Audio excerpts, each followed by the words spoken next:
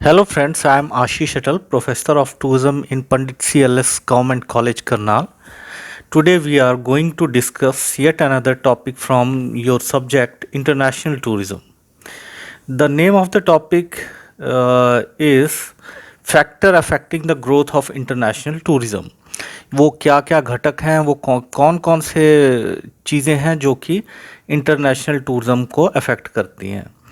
For any country, international tourism can be of two type. From a country's perspective, we can say that international tourism can be of two type. It can be inbound or it can be outbound. जो international tourism है वो inbound हो सकता है, outbound हो सकता है. आप सभी इससे परिचित हैं. इनबाउंड किसे कहते हैं, आउटबाउंड किसे कहते हैं. मैं इसे एक्सप्लेन नहीं करूँगा ज़्यादा. We will discuss the factors that affect inbound tourism or outbound tourism or both, positively or negatively. Now, what I mean by positively and negatively, I will discuss in the later slides. Every business is affected by the environment which surrounds it. कोई भी business होता है उसका एक पर्यावरण होता है जिस पर वो असर डालता है और उससे उस पर असर डलता है, यानी कि it affects and get affected. It's a mutual relationship. The environment affects the business and the business affects the environment. हम सभी जानते हैं कि इन्वायरमेंट किस प्रकार से अफेक्ट करता है बिज़नेस को. तो हम सभी ने देखा है कि कोविड-19 जो है उसने कैसे टूरिज़्म इंडस्ट्री को बिल्कुल स्टैंड स्टिल कर दिया है, बिल्कुल रोक दिया है, थाम दिया है. On the other hand business कैसे इन्वायरमेंट को अफेक्ट करता है, तो इसका सबसे अच्छा एग्जांपल इंडिया में जो है वो आप जियो मोबाइल से ले सकते हैं. जियो मोबाइल ने कैसे जो है बिज़नेस इन्वायरमेंट को, जो कि मोबाइल सेक्टर में था, उसको बदल के रख दिया है. The business of tourism is affected by different components of its business environment. These factors can be categorized into 5 components. Now, these factors may create opportunity in future or may pose threat. They may retard the growth of international tourism or they may accelerate the growth of tourism. International tourism. Therefore, it is imperative, it is important to study the factors that affect the growth of tourism and more specifically international और global tourism. तो जो अंतर्राष्ट्रीय tourism है, जो international tourism है, उसको environmental factors affect करते हैं और ये अफेक्ट जो है या तो एक खतरे के रूप में हो सकता है या एक मौके के रूप में हो सकता है, या तो ये पर्यटन को वृद्धि दे सकता है या ये पर्यटन को घटा सकता है, रोक सकता है, बाधित कर सकता है. ये जो है हमारे इन्वायरमेंट का जो बिज़नेस इन्वायरमेंट होता है, टूरिज़्म का जो बिज़नेस इन्वायरमेंट है, उससे उस पर इसका क्या असर होता है, इसको दर्शाता है.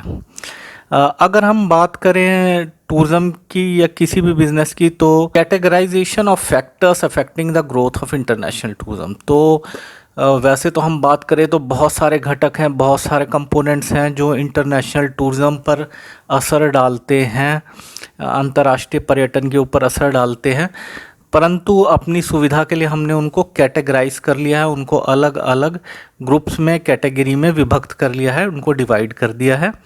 ये फैक्टर्स जो है मुख्य रूप से नेचुरल फैक्टर्स हैं. नेचुरल फैक्टर्स में जो है हम बात करेंगे जोग्राफिकल फैक्टर्स की, हम इन्हें जोग्राफिकल फैक्टर्स भी कह सकते हैं. सोशल और डेमोग्राफिक, यानी हमारी जो जनसंख्या है या जो हमारी सोसाइटी है उससे संबंधित जो कैरेक्टरिस्टिक्स हैं उनका क्या असर होता है. तीसरा जो है हम लेंगे पॉलिटिकल लीगल. पॉलिटिकल और लीगल जुड़े हुए हैं क्योंकि it is ultimately the politics which decides the legal structure of a country और इंटरनेशनल लॉज. नेक्स्ट जो है हमारा जो सबसे इम्पॉर्टेंट फैक्टर है वो है economical factors.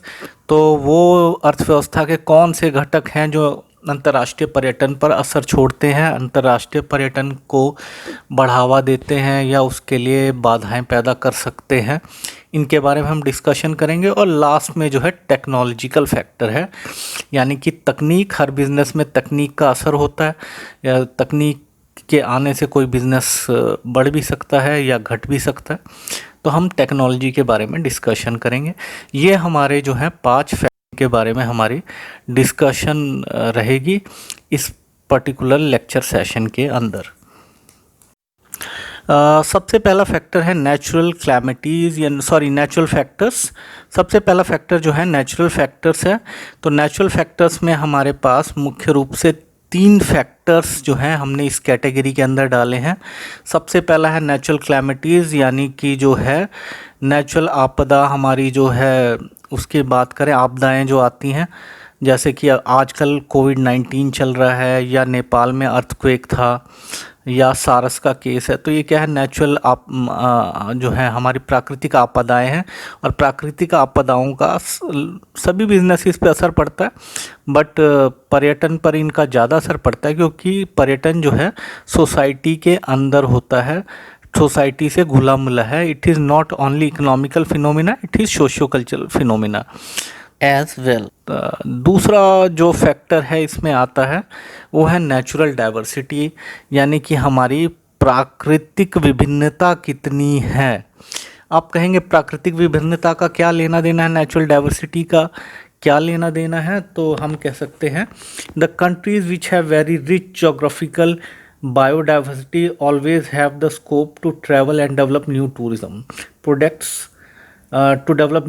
products to attract tourists, thus increasing tourist flow। यानी जहाँ पे डाइवर्सिटी ऑफ नेचुरल रिसोर्सेज हैं तो वहाँ पे अलग अलग तरह के टूरिज़्म लगातार डेवलप किए जा सकते हैं, और वहाँ पे फिर उस कंट्री के अंदर या ऐसे डेस्टिनेशन के अंदर जो है पर्यटन लगातार बढ़ता है, because they have this natural diversity.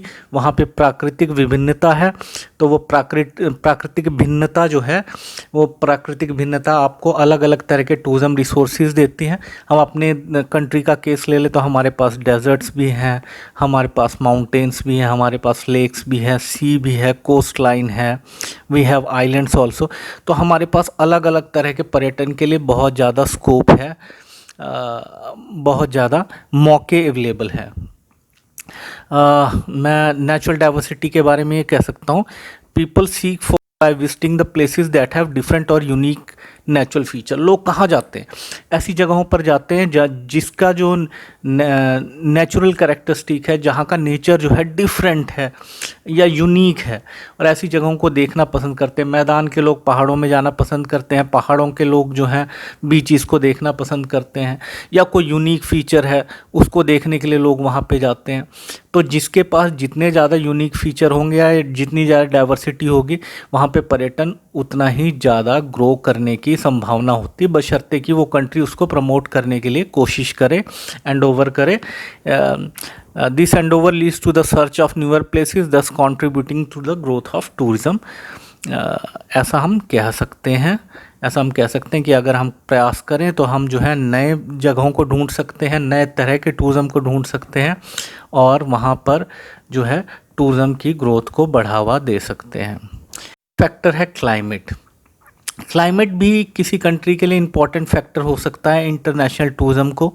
ये ना सिर्फ उस जगह पे सीजनैलिटी या टूरिस्ट फ्लो पैटर्न को अफेक्ट करता है, परंतु ये वहाँ के टूरिज़्म की ग्रोथ के लिए भी इम्पॉर्टेंट हो सकता है। अगर आपकी कंट्री में प्लेजेंट इन्वायरमेंट है, या डिज़ायरेबल इन्वायरमेंट है, या डिज़ायरेबल क्लाइमेट है, तो वहाँ पर लोग जो हैं जाना पसंद करते हैं। डिज़ायरेबल क्लाइमेट का क्या मतलब है? जैसे कि यूरोप के ठंडे प्रदेशों से लोग जो है मेडिटेरियन क्लाइमेट में जाना चाहते हैं, वो स्पेन जाना चाहते हैं, वो इटली जाना चाहते हैं। तो ये क्या है? ये दिखाता है कि प्लेजेंट क्लाइमेट या यूनिक क्लाइमेट जो है लोगों को अट्रैक्ट करता है, अपनी ओर खींचता है, और वहाँ पे टूरिज़्म को प्रमोट करने में मदद करता है। Next point which we are going to discuss is social और डेमोग्राफिक फैक्टर्स। बच्चों, डेमोग्राफिक फैक्टर से हमारा मतलब है पॉपुलेशन की जो कैरेक्टरिस्टिक्स हैं उसके बारे में। वो कैरेक्टरिस्टिक हो सकती है एज, वो हो सकती है इनकम, वो हो सकता है जेंडर, ठीक है, वो और भी फैक्टर्स हो सकते हैं। तो मैं इसमें ज़्यादा डीप में नहीं जाऊंगा, बट जो हमने इसमें डिस्कशन करनी है कि वो कौन से सोशल या डेमोग्राफिक फैक्टर्स हैं जो टूरिज़्म या इंटरनेशनल टूरिज़्म को बढ़ावा देते हैं या उसके लिए बाधाएं पैदा कर सकते हैं। ठीक है, हम जो है डिस्कशन करेंगे। तो सबसे पहला फैक्टर जो है बच्चों वो ये है कि जो इस समय टूरिज़्म की ग्रोथ के लिए काम कर रहा है, ग्रोथ को फ्यूल कर रहा है, वो ये है कि there is change in demographic structure of the countries both in Asia and Europe. और ये क्या चेंज है? ये चेंज ये है कि ageing population in Europe and China and many other countries of the first world have created high income retired couple. ऐसे लोग जो हाई इनकम रिटायर्ड कपल हैं, ये लोग जो हैं फ्यूल कर रहे हैं टूरिज्म ग्रोथ को। They are creating tourism demand. These people are retired, they belong to empty nest. और ये एम्प्टी नेस्ट वाले जो लोग हैं, they have high disposable income and they have nothing to do, so they are spending their time visiting places around the world. तो international tourism को Europe के अंदर और चाइना के अंदर जो युग ग्रुप सबसे ज़्यादा बढ़ावा दे रहा है वो यही है। On the other hand Asia की बात करें, जिसमें दोबारा मैं चाइना को इंक्लूड करूंगा, इंडिया को इंक्लूड करूंगा, साउथ ईस्ट एशियन कंट्रीज़ को, ईस्ट एशिया जैसे जापान और कोरिया के लोगों को इंक्लूड करूंगा।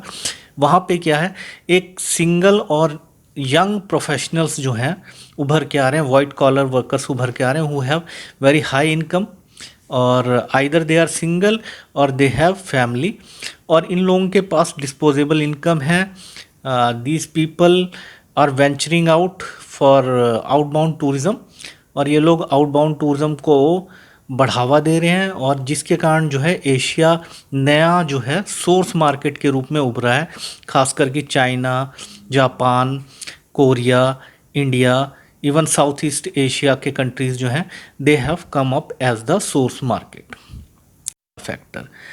दूसरा फैक्टर जो मेरे को लगता है इम्पॉर्टेंट है, जिसने टूरिज़्म, इंटरनेशनल टूरिज़्म को बढ़ावा दिया है या दे रहा है, वो है इंक्रीजिंग अर्बनाइजेशन। जैसे जैसे एशिया और अफ्रीका के अंदर या जो लेसर डेवलप्ड कंट्रीज़ हैं या डेवलपिंग कंट्रीज़ हैं, उनके अंदर अर्बनाइजेशन हो रहा है, इंडस्ट्रियलाइजेशन हो रहा है, इंडस्ट्रियलाइजेशन के कारण अर्बनाइजेशन हो रहा है।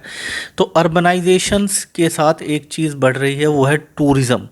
तो अर्बन लाइफस्टाइल का पार्ट है टूरिज़्म। आप रूरल लोगों में बहुत कम टूरिज़्म के प्रति जो है रुझान देखने को मिलता है। दूसरी बात यह है कि इसमें वाइट कॉलर वर्कर्स और ब्लू कॉलर वर्कर्स हैं, जिनको आपको पेड हॉलीडे मिलता है और इंसेंटिव ट्रैवल मिलता है।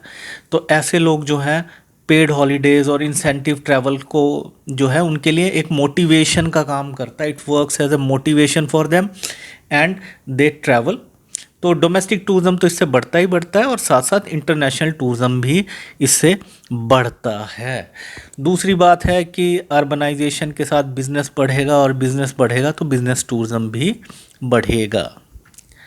लास्ट फैक्टर जो इसमें आता है वो है सोशल एंड रिलीजियस बिलीफ। हमारी जो सामाजिक और धार्मिक मान्यता है उनका क्या असर होता है। जो कंट्रीज़ हैं which have dogmatic beliefs and which are closed cultures with strict religious beliefs, मैं किसी खास कंट्री का नाम नहीं लूँगा, बट आप जानते हो कि मिडल ईस्ट हो गया, या हमारा जो वेस्ट टू द इंडिया है, इनमें ऐसी कंट्रीज़ हैं जो कि बहुत डॉगमेटिक जिनकी बिलीफ्स हैं, जो कि आप कह सकते हो कि बहुत ज़्यादा कट्टर लोग हैं, जो क्लोज सोसाइटी है। हमारी कंट्री में बात करें तो हम बात कर सकते हैं कश्मीर की। तो ऐसे लोग जो हैं तो बाहर की सोसाइटी से इंटरेक्ट करना पसंद नहीं करते हैं, वो क्लोज सोसाइटी हैं, और कोई भी चेंज जो कोई दूसरा लाता है उसको वो जल्दी से एक्सेप्ट नहीं करते हैं। They don't accept the changes, they are intolerant to the changes, और कोई भी चेंज है उसको वो एज कल्चरल पॉल्यूशन देखते हैं। तो ऐसे लोग जो हैं टूरिज़्म को, ऐसी कंट्रीज़ जो हैं, ऐसे डेस्टिनेशंस जो हैं टूरिज़्म को प्रमोट नहीं करते हैं पूरी तरीके से। हम ऐसे कंट्रीज़ देख सकते हैं जहाँ पे टूरिज़्म के ऊपर काफ़ी ज़्यादा पाबंदियाँ हैं, काफ़ी ज़्यादा रोक लगाए गए हैं। उसका कारण सिर्फ एक ये है कि उनकी जो धार्मिक मान्यताएं हैं उनके साथ जो है फॉरेनर्स जो हैं मैच नहीं करते हैं। उनको लगता है कि ये जो कुछ करते हैं, फॉरेन टूरिस्ट करते हैं, वो उनकी कल्चर को पॉल्यूट कर सकता है। पॉलिटिकल लीगल फैक्टर, राजनीतिक और कानूनी factors. Why I am discussing these factors? Because these factors have direct implication for any business, be it tourism or any other business. Political मतलब राजनीतिक, और it is the political entity of the country which makes the rules and regulation laws. So political and legal factors are interlinked, ये आपस में जुड़े हुए हैं. जिनमें सबसे पहला फैक्टर मैं डिस्कस करना चाहूँगा जिसका सबसे स्ट्रॉन्ग इम्प्लीकेशन होता है टूरिज्म में, वो है फ्रंटियर फॉर्मेलिटीज़ या वो रूल्स और रेगुलेशंस जो कि फॉरेन ट्रैवल को किसी कंट्री के अंदर अफेक्ट करते हैं. वो इनबाउंड टूरिस्ट के लिए भी हो सकते हैं और आउटबाउंड टूरिस्ट के लिए भी हो सकते हैं. इनमें जैसे कि वीज़ा और पासपोर्ट रूल है, कस्टम रूल्स हैं, हेल्थ रेगुलेशंस हैं और कई और रेगुलेशंस हैं जैसे कि फॉरेन एक्सचेंज से रिलेटेड रेगुलेशंस हैं. ये फैक्टर्स जो हैं अगर ये बहुत ज़्यादा स्ट्रिक्ट हैं, इनके अंदर रेड टेपिज़म है या ये बहुत ज़्यादा स्ट्रिंजेंट हैं, तो फिर ऐसे केस में क्या है, इंटरनेशनल टूरिज़्म इस कंट्री के अंदर अफेक्ट होगा. ज़्यादातर कंट्रीज़ के अंदर ये जो टूरिज़्म को प्रमोट करना चाहती हैं ज़्यादातर कंट्रीज़, उनके अंदर ये रूल्स जो हैं काफ़ी रिलैक्स्ड होते हैं फॉर टूरिस्ट. वीज़ा रूल खास करके, जैसे इंडिया ने क्या किया, 150 कंट्रीज़ के लिए ई वीज़ा कर दिया या वीज़ा ऑन अराइवल की फैसिलिटी दे दी है ताकि टूरिज़्म को प्रमोट किया जा सके. तो frontier formalities no doubt is the most important factor in this particular component, जो कि पर्यटन को बढ़ावा देने में मदद करता है या पर्यटन के लिए एक बाधा के रूप में काम कर सकता है.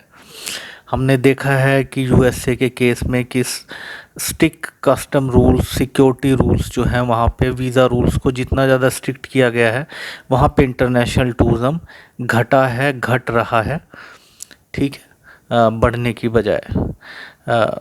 हमने देखा है अमेरिकाज़ के केस में कि 9/11 के बाद वहाँ पे टूरिज़्म में उनका जो वर्ल्ड शेयर है उसमें एक डिक्रीज़ आया है, एक घटोतरी हुई है, एक कमी आई है. नेक्स्ट फैक्टर जो है वो है गवर्नमेंट की इकोनॉमिक पॉलिसीज़. टूरिज़्म का एक मेजर इम्प्लीकेशन है कि इनबाउंड टूरिज़्म जो है it is seen as export and outbound tourism is seen as import. यानी कि inbound tourism there is inflow of foreign exchange, यानी outbound tourism there is outflow of foreign exchange. इस कारण से बहुत सारे कंट्रीज़ जो हैं वो फॉरेन एक्सचेंज पे कैप लगाती हैं, उस पर एक रोक लगाती हैं कि आप इससे ज़्यादा फॉरेन एक्सचेंज नहीं खर्च कर सकते या फॉरेन ट्रैवल के लिए नहीं ले जा सकते, टूरिज़्म के लिए आप नहीं ले जा सकते, ठीक है, आप इतना ही अमाउंट लेके जा सकते. तो इससे इंटरनेशनल टूरिज़्म पे असर पड़ता है. कई कंट्रीज़ ये करती हैं कि आप रिक्रिएशन के लिए एक या एक से कितनी बार बाहर जा सकते हैं, कितने दिनों के लिए जा सकते हैं, इस पे भी कैप लगाते हैं. तो ऐसे केसेस में जो है टूरिज़्म बाधित होता है, टूरिज़्म का विकास जो है बाधित होता है, उसको बहुत बढ़ावा नहीं मिलता, बल्कि ऑन द ये नेगेटिव साइड रहता है. बहुत सारी कंट्रीज़ के अंदर क्लोज्ड इकोनॉमी है, जो कंट्रीज़ जो हैं क्लोज्ड इकोनॉमी वाले हैं वहाँ पे फॉरेन एक्सचेंज की अक्सर कमी बनी रहती है, फॉरेन एक्सचेंज कम रहता है, तो ऐसे कंट्रीज़ जो हैं आउटबाउंड टूरिज़्म को प्रमोट नहीं करते हैं. तीसरा जो एक इम्पॉर्टेंट फैक्टर है वो है डिप्लोमेटिक रिलेशनशिप. इससे पहले कि मैं डिप्लोमेटिक रिलेशनशिप के ऊपर बोलूँ, before I speak on diplomatic relationship, let me tell you, for any country the major source market for tourism are its neighbouring countries. जो उसके पड़ोसी देश होते हैं वहीं सबसे बड़े सोर्स मार्केट होते हैं उस कंट्री के लिए टूरिज़्म जहाँ तक कंसर्न है. आप देखिए कि ज़्यादातर टूरिस्ट यूएसए में कहाँ से आते हैं, तो कनाडा से आते हैं, मैक्सिको से, ब्राज़ील से आते हैं. अगर हम यूरोप की बात करें तो यूरोप में टूरिज़्म का एक जो बिगेस्ट पोर्शन है वो इंट्रा रीजनल टूरिज़्म या ही है. जो अड़ोस पड़ोस के देश हैं वहीं से जो है टूरिस्ट पैदा होते हैं और एक दूसरे कंट्रीज़ में विज़िट करते हैं.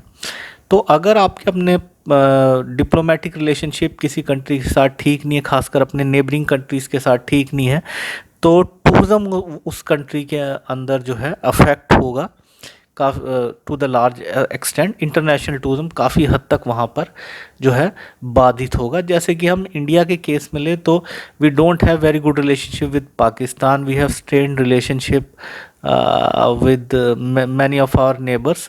तो इसके कारण जो है टूरिज़्म जो है उस पर सीधा सीधा असर देखने को मिलता है। चाइना से बहुत ज़्यादा टूरिस्ट नहीं आते इंडिया में, in spite of the fact that it is a neighbouring country of India. On the other hand Bangladesh से काफ़ी टूरिस्ट आते हैं because we have neutral relationship with Bangladesh. तो हाँ, इंडिया के केस में हमारे पास टूरिस्ट जो हैं, बांग्लादेश को छोड़ दें तो ज़्यादातर जो टूरिस्ट हैं वो बाहर के दूर के देशों से आते हैं, और अड़ोस या पड़ोस से जो हमारे हैं वो ज़्यादा टूरिस्ट नहीं आते हैं। लास्ट फैक्टर जो है वो है पॉलिटिकल स्टेबिलिटी। किसी भी बिजनेस के लिए सबसे इम्पॉर्टेंट होता है उसके सर्वाइवल के लिए पॉलिटिकल स्टेबिलिटी। कुछ भी प्रॉब्लम है, गृह युद्ध चल रहा है या वॉर है या ऐसी कोई भी फैक्टर है, तो वो टूरिज़्म क्या किसी भी बिज़नेस के लिए अच्छी नहीं होती। जैसे कि हम एग्ज़ाम्पल ले लें सीरिया का, तो सीरिया में टूरिज़्म जो है टोटली ख़त्म हो गया है because of the political stability in the country. जो होम वॉर चल रहा है वहाँ पे, जो इंटरनल कॉन्फ्लिक्ट चल रही है उसके कारण। ऐसा हमने कुछ सालों पहले इजिप्ट के केस में भी देखा था, जबकि इजिप्ट जो था एक लीडिंग कंट्री था टूरिज़्म में, तो वहाँ भी पॉलिटिकल अनस्टेबिलिटी आने के बाद जो है टूरिज़्म बुरी तरह अफेक्ट हुआ था। हमारे पास एग्जांपल है अफ़गानिस्तान का और पाकिस्तान का, जहाँ पे टूरिज़्म जो है टेररिज्म के कारण जो है अफेक्ट हुआ है। इकोनॉमिकल फैक्टर्स, अगर मैं बोलूँ कोई सिंगल मोस्ट फैक्टर जो सबसे इम्पॉर्टेंट है द बिज़नेस ऑफ टूरिज़्म के लिए या किसी भी बिज़नेस के लिए, वो है इकोनॉमिकल फैक्टर्स, जो कि सबसे ज़्यादा प्रभाव छोड़ते हैं, सबसे ज़्यादा असर छोड़ते हैं किसी भी बिज़नेस के ऊपर। तो इकॉनमी के अंदर क्या हो रहा है, क्या घटनाएं घट रही हैं या क्या बदलाव आ रहे हैं, इसका सीधा सीधा असर जो है बिज़नेस पे पड़ता है। और चूँकि टूरिज़्म जो है इट इज़ बिज़नेस, तो इस पर भी कोई अपवाद नहीं है, इस पर भी इसका असर पड़ता है। ह्यूमन डेवलपमेंट इंडेक्स या पर कैपिटा इनकम, मैंने ये पहला कैप्शन दिया है, पहला पॉइंट लिया है, यानी कि किसी देश का विकास का स्तर क्या है। सीधी बात करें तो whether it is a developing countries और a developed country, whether it is an advanced economy और it is a emerging economy, इसका बहुत ज़्यादा असर पड़ता है टूरिज़्म के लिए। इस बात को समझने के लिए हमें थोड़ा इसके डीप में जाना होगा, और हम कह सकते हैं कि किसी भी कंट्री का जो ह्यूमन डेवलपमेंट इंडेक्स है या उस कंट्री का पर कैपिटा इनकम है या कोई और मानक आप लेना चाहते हैं तो वो ले सकते हैं, उसका सीधा सीधा असर पड़ता है टूरिज़्म के ऊपर। क्यों? क्योंकि tourism is a luxury product. ये जो है ऐसा नहीं है जो हमारे एसेंशियल प्रोडक्ट्स में आता है, ये वो भी नहीं है जो ये हमारे कंफर्ट या डेली रिक्वायरमेंट में आता है। ये एक्टिविटी आदमी तभी लेता है जब अब उसकी सारी ज़रूरतें पूरी हो गई हों और उसके बाद फिर भी डिस्पोजेबल इनकम है, हाई डिस्पोजेबल इनकम है, तभी वो इंटरनेशनल टूरिज़्म के लिए जाएगा। इंटरनेशनल टूरिज़्म एक बहुत खर्चीला काम है, तो जिस देश के अंदर लोगों के पास अच्छी डिस्पोजेबल इनकम होगी, अच्छा लाइफस्टाइल होगा, जिस कंट्रीज़ के अंदर ह्यूमन डेवलपमेंट इंडेक्स अच्छा होगा, वहीं पे जो है टूरिज़्म ज़्यादा बढ़ेगा, बीट्स आउटबाउंड टूरिज़्म और इनबाउंड टूरिज़्म। इनबाउंड टूरिज़्म क्यों बढ़ेगा वो उस जगह पे? क्योंकि लोग जो है विकसित क्षेत्रों में जाना ज़्यादा पसंद करते हैं बजाय कि वो क्षेत्र जो कम विकसित हैं। तो इनबाउंड टूरिज़्म भी बढ़ेगा और आउटबाउंड टूरिज़्म पे तो इसका सीधा सीधा असर पड़ता ही है।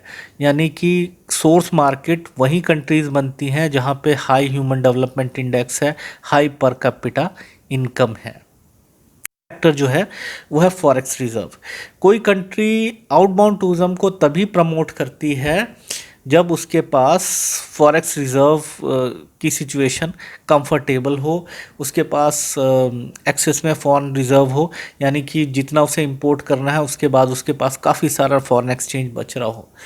हमारे जैसे कंट्री के ऊपर जो है उसमें यह होता है, हमारी जो कंट्री है उसके अंदर क्या होता है, हमारे यहाँ एक बेसिक ट्रैवल कोटा होता है, यानी हमने कैप लगाया हुआ है कि आप इससे ज़्यादा फॉरेन एक्सचेंज रिज़र्व लेके बाहर नहीं जा सकते।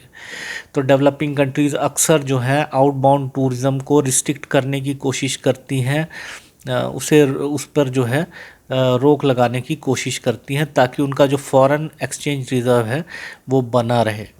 जबकि वो कंट्रीज़ जो डेवलप्ड कंट्रीज़ हैं, जिनका एक्सपोर्ट ऑलरेडी हाई है और जो काफ़ी ज़्यादा फॉरेन एक्सचेंज अर्न कर रही हैं, तो वो कंट्रीज़ जो हैं खुले तौर पे आउटबाउंड टूरिज़्म को प्रमोट करती हैं, उस पर कोई रिस्ट्रिक्शन नहीं लगाती हैं, क्योंकि वो फॉरेन एक्सचेंज के मामले में वो एक कंफर्टेबल सिचुएशन में है।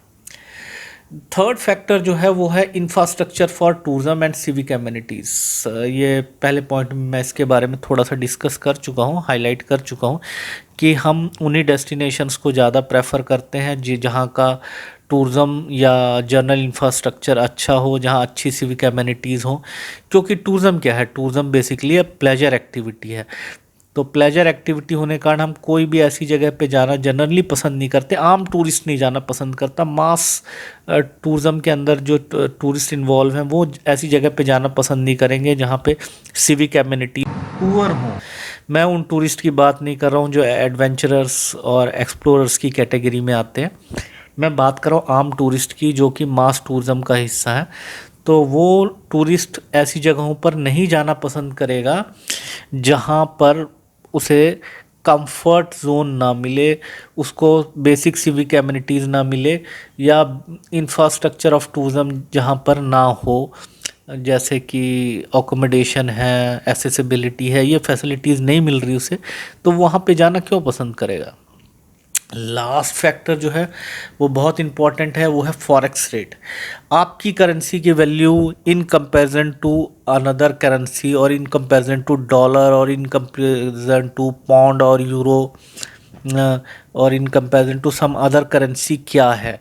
आप उन कंट्रीज़ में जाना पसंद करोगे जहाँ का foreign exchange rate in comparison to your country currency जो है काफ़ी लो है। तो भारत की जब करेंसी की वैल्यू घट रही थी इन कंपैरिजन टू डॉलर, तो टूरिस्ट ज़्यादा आ रहे थे देश के अंदर, क्योंकि बेसिकली देखा जाए तो इनबाउंड टूरिज्म इज़ एक्सपोर्ट, तो एक्सपोर्ट सस्ता हो गया था। ऑन द अदर हैंड जब फॉरेन एक्सचेंज रेट बढ़ता है किसी कंट्री की करेंसी का इन कंपैरिजन टू डॉलर, तो वहाँ पे जो है ट्रैवल करना महंगा हो जाता है, और ऐसे जगहों पे लोग जाना पसंद नहीं करते हैं। Okay, the last factor which we are going to discuss is technology. Last but not the least, it is also a very important factor in determining the growth of tourism. तो टेक्नोलॉजी का क्या असर होता है, technology कैसे असर छोड़ती है किसी बिज़नेस पे, ये सेल्फ एक्सप्लेन्ड है, इसको बहुत ज़्यादा एक्सप्लेन करने की ज़रूरत नहीं है। टेक्नोलॉजी के चेंजेस से बहुत सारे बिजनेसेस आगे बढ़ जाते हैं, या कुछ बिजनेसेस ख़त्म तक हो जाते हैं। फॉर एग्ज़ाम्पल हम सभी जानते हैं कि फूजी फिल्म्स जो थी वो मूवी फिल्म बनाने के लिए जानी जाती थी, एक बहुत बड़ी कंपनी थी। पर जब से डिजिटलाइजेशन हुआ और डिजिटल कैमराज आए, तो उसका बिज़नेस लगभग ख़त्म हो गया, और एक तरीके से वो हाईशे पे आ गई। तो टेक्नोलॉजी का तो ये तो हुआ नेगेटिव एस्पेक्ट, और कुछ जो है पॉजिटिव एस्पेक्ट भी होते हैं इसके। नई टेक्नोलॉजी के साथ नए नए बिजनेसेस भी उभरते हैं। तो टूरिज़्म के केस में भी ऐसा है कि टेक्नोलॉजी ने टूरिज़्म के बिज़नेस पे बहुत गहरा असर छोड़ा है। अगर हम हिस्टोरिकली बात करें तो हम देखते हैं कि जैसे जैसे ट्रांसपोर्टेशन की टेक्नोलॉजी में, खासकर एयर ट्रैवल की टेक्नोलॉजी में बदलाव आए, तो जो है टूरिज़्म को, इंटरनेशनल टूरिज़्म को बहुत बढ़ावा मिला। अब हम देखते जा रहे हैं कि वाइड बॉडीड एयरक्राफ्ट जो हैं, ये बोइंग या हम एयरबस की बात करें, या बड़े जो एयरक्राफ्ट आए, और अब जो ये बड़े एयरक्राफ्ट है, इन्होंने जो है एयर ट्रैवल को सस्ता कर दिया और लगातार टेक्नोलॉजी में इम्प्रूवमेंट हो रही है। They are becoming more fuel efficient, they are becoming lighter, they are becoming wider, they are carrying more passengers. तो जो एयर ट्रांसपोर्टेशन है वो लगातार सस्ता हो रहा है। एयर ट्रांसपोर्टेशन के सस्ता होने के कारण जो है इंटरनेशनल ट्रैवल जो है वो लगातार बढ़ रहा है। दूसरी बात जो चीज़ होती है टूरिज़्म में वो है distribution channel, from where you are going to buy the tickets, from where you are going to reserve the hotel. तो इसमें इंटरनेट टेक्नोलॉजी ने एक बहुत बड़ा रोल प्ले किया है। इंटरनेट के आने के बाद आज कस्टमर टोटली एम्पावर्ड फील करता है। It is no more dependent on travel agent और टूर ऑपरेटर। वो प्राइसेस को कंपेयर कर सकता है, अपना खुद हॉलीडे जो है उसकी आइटनरी डिज़ाइन कर सकता है। तो डिस्ट्रीब्यूशन चैनल्स पे सीधा सीधा असर आया है, आईटी का या इंटरनेट टेक्नोलॉजी का असर आया है। और हम देखते हैं कि अब कस्टमर जो है यानी जो हमारा टूरिस्ट है वो ज़्यादा एम्पावर्ड हो गया है, वो ज़्यादा इन्फॉर्म्ड हो गया है और उसके पास बेटर चॉइसेस हैं, जिससे जो है इंटरनेशनल टूरिज़्म को बढ़ावा मिला है। जो लास्ट फैक्टर है वो है अट्रैक्शन। तो अट्रैक्शन पे टेक्नोलॉजी का क्या असर है? अब टूरिज़्म को अगर हम डिवाइड करें या कैटेगराइज करें तो एक कैटेगराइजेशन ये भी हो सकता है अर्बन वर्सेस रूरल टूरिज़्म, तो या urban versus nature based tourism. तो अर्बन टूरिज़्म जो है, जो शहरी टूरिज़्म है, उसमें टेक्नोलॉजी का बहुत बड़ा रोल है। अगर हम बात करें कि दुबई की क्या अट्रैक्शन है, तो दुबई की जितनी भी अट्रैक्शंस हैं most of them are man made. और ये मैन मेड अट्रैक्शंस के पीछे क्या है? टेक्नोलॉजी है। तो उन्होंने मॉल्स के अंदर ही जंगल क्रिएट कर दिए, उन्होंने मॉल के अंदर ही सर्फिंग की फैसिलिटी दे दी है, उन्होंने मॉल के अंदर ही जो है बर्फ़ जमा दी है और ऐसे प्लेसेस क्रिएट कर दिए हैं जो कि नेचुरल प्लेसेस की तरह लगते हैं। ऊंची अट्टालिकाएँ हैं, we have very high rising buildings. तो ये सारी क्या हैं? ये सारी की सारी जो है मैन मेड स्ट्रक्चर्स हैं। हम बुर्ज खलीफा की बात करते हैं या किसी और टावर की बात करते हैं, तो ये सारे अट्रैक्शंस जो हैं मैन मेड अट्रैक्शंस हैं। और चाहे अम्यूज़मेंट पार्क्स हों, चाहे थीम पार्क्स हों, चाहे मॉल्स हों, ये सब टोटली टेक्नोलॉजी पे डिपेंडेंट है। तो टेक्नोलॉजी में जैसे जैसे इम्प्रूवमेंट होती जा रही है तो people are getting more options in terms of attractions. तो ये जो था लास्ट पॉइंट था। That's all focus.